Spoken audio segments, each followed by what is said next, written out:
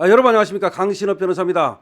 지금 지기현 판사의 이 판결에 대해서 정말 이해할 수 없다는 얘기가 많이 나오고 있는데요. 전직 부장판사를 지낸 황현우 변호사라고 있습니다. 황현우 변호사가 이 지기현 판결에 대해서 총평을 내렸습니다.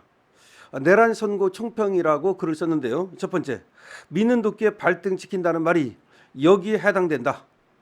지기현 부장판사는 윤석열 전 대통령에 대해서 구속 취소 결정도 하고 재판 진행 과정에서 다소 우호적인 발언을 하였지만 결과적으로 판결 선고에 있어서는 중형이라고 볼 수밖에 없다. 믿는 도끼에 발등 찍혔다. 두 번째, 과연 현직 대통령이 무기징역형을 선고받을 만큼 비상계엄에서 실질적인 피해가 있었는지 의문이 든다. 물론 반대편에서는 사형을 선고해야 한다고 생각하지만 사형이 사실상 폐지된 지금 정치적 그런 수사일 뿐 내면적으로는 만족하는 형량이라고 생각할 것이다. 그렇죠. 뭐 겉으로는 사형하지만 뭐 사형은 폐지된 거나 마찬가지인데 무슨 사형이 나오겠습니까? 그러니까 쟤들이 원하는 거 다 얻어낸 거다 이 말입니다. 3. 우선 지기현 부장판사가 판결 선고 이유로서 영국 찰스 1세 왕을 언급한 자체가 넌센스이다.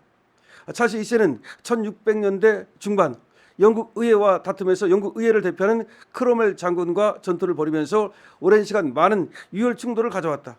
그 결과 전투에서 승리한 크로멜에 의해 참수된 것은 맞지만 크로멜이 왕정 못지않은 독재적 공화정을 하여 그 당시 영국 국민들로부터 많은 원성을 받았다. 그 결과 11년 뒤 찰스 1세의 아들 찰스 2세가 왕에 복귀하여 크로멜을 부관 참시하고 전왕의 참수에 관여했던 재판관들을 비롯한 수십 명을 다시 처형하였다. 이런 얘기를 알고서 지금 하는 얘기인지 찰스 1세도 떠들었는데 찰스 1세가 그렇게 지금 크로멜하고 싸우다가 크로멜은 의회파고 찰스 1세는 왕정파였는데 근데 그때 크로멜에 의해서 찰스 1세가 죽거든요. 근데 형식적으로는 재판을 했거든요. 근데 50여 명이 넘는 그때 재판관들이 있었거든요. 근데 걔들이 전부 다 그 서명했습니다. 그 서명한 애들 전부 다 찰스 2세가 그러니까 찰스 1세 아들이 나중에 즉위해가지고 다 죽여버렸습니다. 이미 죽은 사람은 부관 참시하고 그다음에 또 죽은 사람들은 부관 참시하고 아직 살아있는 사람들은 다 죽이거나 또는 종신형에 처했습니다. 그걸 알고 얘기하는 건지 지금. 그러니까 지금 윤석열 대통령을 갖다가 저렇게 무기징역한 그 재판관들이 바로 지기현 같은 판사들이 그런 꼬라지가 될 수도 있다는 것을 모르고 하는 건지 알고 하는 건지 찰스 1세를 언급했다는 자체가 넌센스다 이 말입니다. 영국의 비정상적 시기에 참혹한 피해를 가져온 사례를 인용한 것은 전후 사정을 무시한 발언이다. 재판은 먼 과거 국내의 역사적 사실에 비유하여 선고하는 것이 아니고 그렇죠. 그런 얘기를 왜 하는 거야? 재판이 먼 나라 뭐 역사적 사실에 그걸 갖다가 그에 비유해서 선고하는 것이 아니고 증거와 현재의 법률에서 선고해야 한다. 그렇죠. 찰스 1세는 왜 얘기를 하는 거야 도대체? 그래 잘난 척하는 거야 그냥. 저것도 또 저기 한동훈 거야. 보니까 전부 다 하나같이 관종이야. 찰스 1세를 왜 얘기해? 여기에 지금 증거가 현재의 법률에서 선고하는 거지 증거는 얘기 안 하고. 도대체 왜 지금 폭동이 된다는 거야 도대체가. 군인을 국회로 파견했기 때문에 보냈기 때문에 그게 폭동이래. 그게 말이 돼?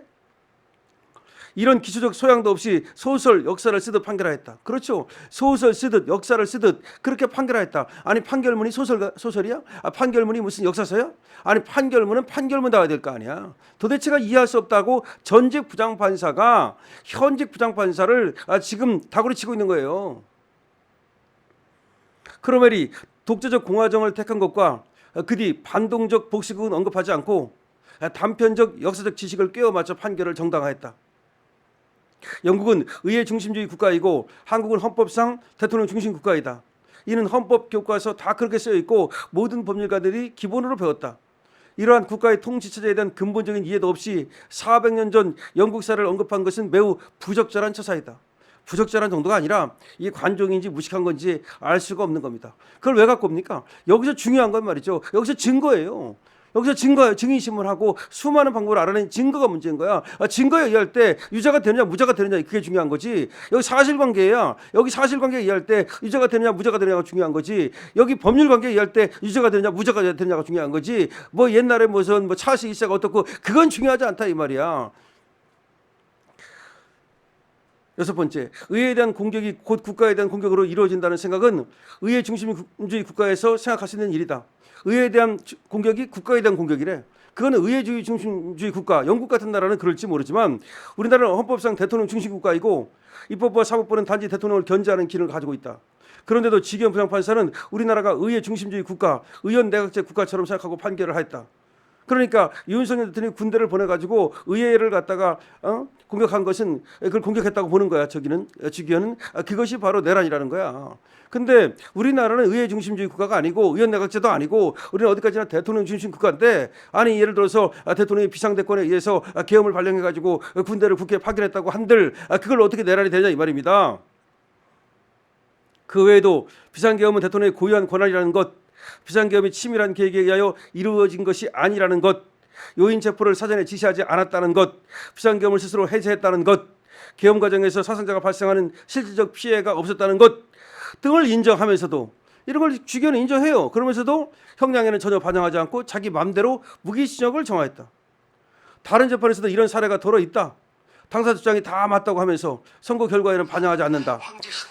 그러니까 다른 주장이 다 맞다고 하면서 선고 결과에는 반영을 안 하는 거야. 판사의 재량을 비정상적으로 활용하는 교활한 자세이다.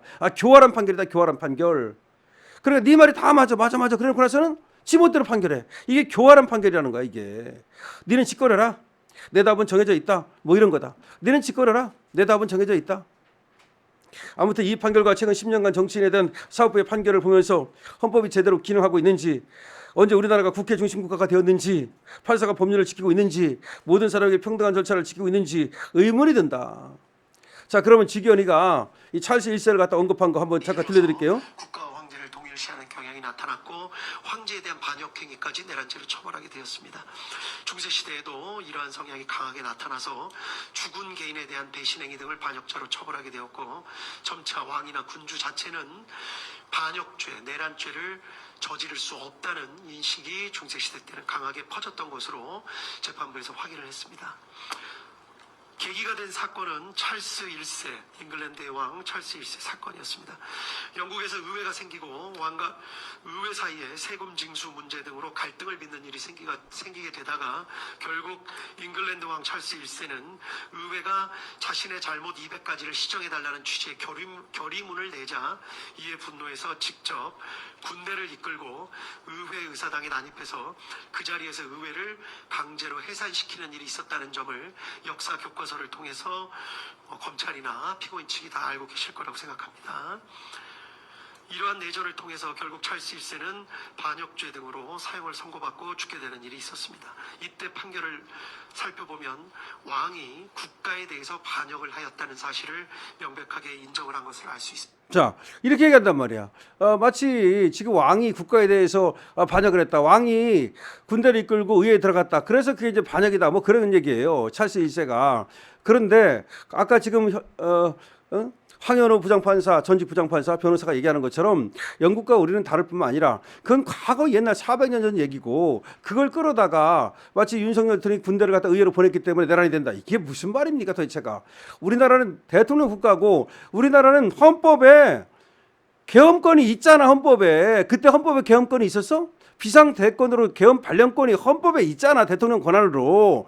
되지도 않는 얘기를 하는 저 지견에 대해서 도대체 어떻게 생각을 하십니까? 여러분 정말 황현우 부장판사가 얼마나 답답하면 나도 부장판사 지냈어 지견아 라고 하면서 이렇게 지금 질타를 하겠습니까? 황현우 전직 부장판사가 지견에 대해서 너 정말 입 닫어.